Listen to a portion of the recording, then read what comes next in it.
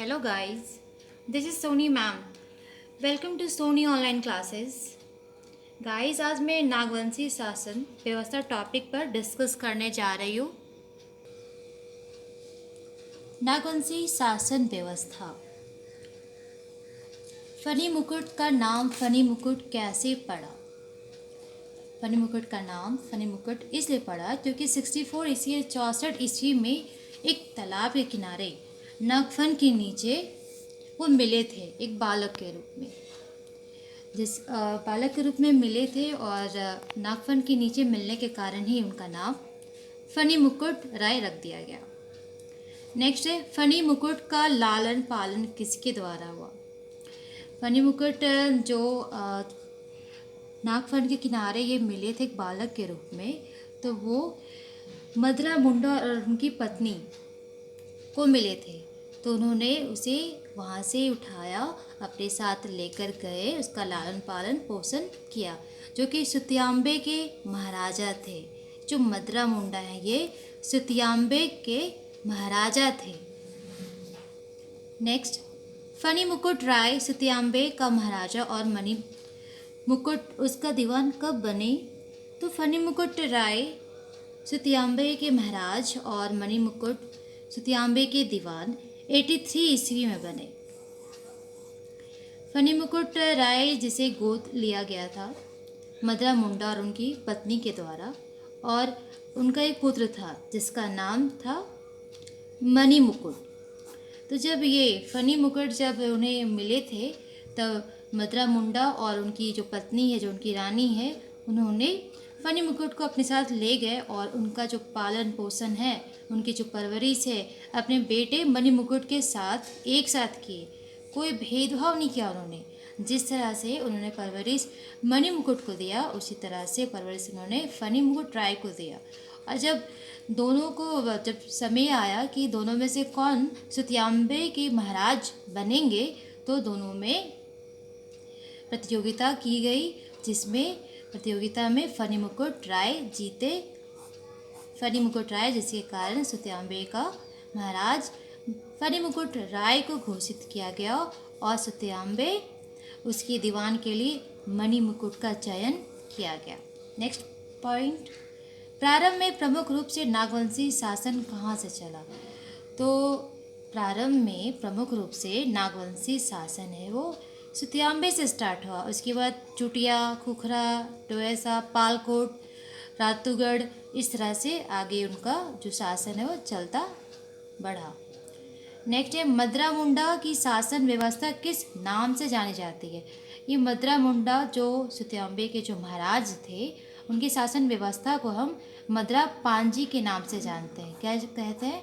मदरा पांजी, क्योंकि मदरा जो मुंडा जो थे सुतियांबे के महाराज, उन्हीं का नाम है मदरा, जिससे लिया गया मदरा, और उनके शासन व्यवस्था का नाम रख दिया गया मदरा पांजी।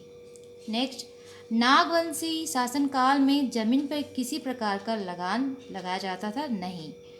नागवंशी शासनकाल जब चल रही थी तो उनके जमीन पर किसी प्रकार का लगान नहीं लगाया जाता था। नागवंशी समय में नागवंशी जो उनका शासन व्यवस्था था, तो उसमें पद और ओहदे बनाए गए थे। तो करीब 22 पद के आसपास प्रारंभ में पद बनाए गए थे, जो समय के साथ आगे बढ़ता चला गया। तो पद के नाम में जैसे महतो, तो महतो गांव में महत्वपूर्ण व्यक्ति होते थे जिन्हें हम महतो या महतम कहते हैं। उसके बाद है भंडारी। तो भंडारी का अर्थ होता है भंडार करना। इनका काम था कि राजा की खेती बाड़ी को देखना, खेती करना, कराना, और अन्न भंडार जो अनाज था उसको अनाज घर में सारे अनाज को एकत्रित करके रखना, उसकी पहरेदारी करना, ये सारा काम भंडारी का था। दूसरा पॉइंट है पांडे, अमीन, पौदार, बारकदाज, चौधरी, चौबदार, ओहदार, गोड़ाइत, दिगावार, घटवार, बड़ाइक, साहनी, बिरितिया, इलाकादार, कोटवार, जमादार, तोपची, बक्सी, बराहिल, गोछू, इस तरह से 22 पद थे उस टाइम में।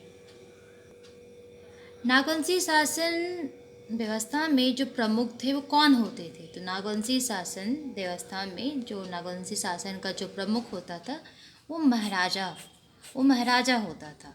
महाराजा के बाद ही बाद के पद होते थे, जैसे कुंवर, लाल, ठाकुर आदि। ये सब महाराजा जो पद है, महाराज के बाद के वाले पद पे ये सब होते थे। नेक्स्ट पॉइंट है लाल और ठाकुर, ये किसके सदस्य होते थे? तो जो महाराजा के बाद जो पद होता था कुंवर, लाल, ठाकुर, तो ये सब राज परिवार के ही सदस्य होते थे, राजघराने के ही मेंबर्स होते थे। नेक्स्ट है जरियागढ़ का राजा कौन थे? तो जरियागढ़ का राजा राजा ठाकुर महेंद्र नाथ सहदेव ये थे। बड़कागढ़ के राजा, तो बड़कागढ़ के राजा राजा ठाकुर विश्वनाथ सहदेव थे। नेक्स्ट है बसारगढ़, तो बसारगढ़ के राजा कौन थे? तो राजा ठाकुर योगेंद्र नाथ सहदेव बसारगढ़ के राजा थे। कब और कैसे बंगाल, बिहार, उड़ीसा, छोटा नागपुर यानी झारखंड ईस्ट इंडिया कंपनी को दे दिया गया? तो 1765 ईस्वी की बात है। जो मुग़ल बादशाह, अंतिम मुग़ल बादशाह शाह आलम थे, उन्होंने 1765 ईस्वी में ईस्ट इंडिया कंपनी यानी अंग्रेज़ों को बंगाल, बिहार, उड़ीसा, इसके साथ साथ छोटा नागपुर उन्हें सौंप दिया था। तो इस तरह से ये नागवंशी शासन व्यवस्था है, जिसमें टोटल 22 पद उनके शासन व्यवस्था के लिए लगभग बनाए गए थे और सभी का काम अलग अलग था। नागवंशी के जो शासन का प्रमुख जो होता था वो महाराजा होता था। महाराजा के बाद ही कुंवर, लाल, ठाकुर इत्यादि पद होते थे, और महाराजा के बाद जो भी पद थे लाल, ठाकुर, ये सब, तो सब ये राजघराना से ही आते थे, राज परिवार के ही सदस्य होते थे। तो गाइज़ आज के वीडियो में इतना ही। आई होप आपको ये वीडियो अच्छा लगा होगा। सो गाइज़ प्लीज़ आप मेरे चैनल को सब्सक्राइब कीजिएगा and like comment also. Thanks.